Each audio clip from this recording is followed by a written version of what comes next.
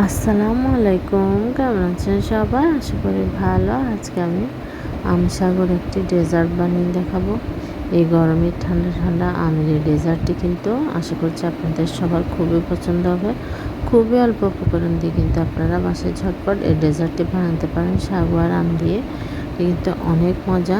Mango সাগর dessert. আমি এখানে 2টি পাকা আম নিয়ে নিয়েছি, বড় সাইজের। একদম পাকা আম নিতে হবে। মিষ্টি একটু কম হলে সমস্যা নেই, চিনি দিয়ে ব্যালেন্স করা যাবে, কিন্তু পাকা আম নিতে হবে, তাহলে কিন্তু এর টেস্টটা ভালো আসবে। কারণ টক আম হলে এটার কিন্তু টেস্টটা ভালো আসবে না, তাই অবশ্যই আপনারা পাকা আম দিয়ে করবেন। আর এখানে আমি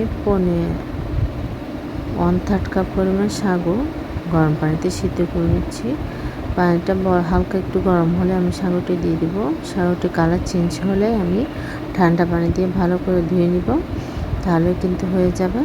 আর আমি আমগুলো কেটে নিয়েছি। দেখো, আমি আসলে পরিমাণটা সবসময় বলি, আপনার যতটুকু পরিমাণ আপনি ততটুকু বানাবেন। আর আপনি যদি আমার পরিমাণ পারেন তাহলে সেটাও বানাতে পারেন। আমি এখানে 1.5 কাপ পরিমাণ আম নিয়েছি, একদম ফ্রেশ মিষ্টি আম কিন্তু। আর এখানে 1 কাপ পরিমাণ তরল দুধ নিয়েছি। এটা কিন্তু ঘন করা ঠান্ডা তরল। এই ডেজার্টটা কিন্তু ঠান্ডায় ভালো লাগে, তাই অবশ্যই আপনারা দুধটা জাল করে ঠান্ডা করে নেবেন, গরম দুধ দেবেন না। আর এখানে আমি স্বাদ অনুযায়ী সামান্য চিনি অ্যাড করেছি, যেহেতু আমটি একটু মিষ্টি কম, তাই মিষ্টি আছে, কিন্তু মিষ্টি জিনিস একটু মিষ্টি কম হলে কিন্তু ভালো লাগে না, তাই আমি একটু মিষ্টিটা ব্যালেন্স করে দিলাম। আপনারা চাইলে স্কিপও করতে পারেন, আবার দিতেও পারেন আপনাদের স্বাদ অনুযায়ী। আমি এবার ব্লেন্ডার করে নিলাম সব কিছু আমার দুধ দিয়ে। দেখো এটা কতটা ঘন হয়েছে। এটা কিন্তু খেতে অনেক মজা। ঠান্ডা আপনারা খেতে পারেন, এই গরমে কিন্তু প্রাণ জুড়িয়ে যাবে।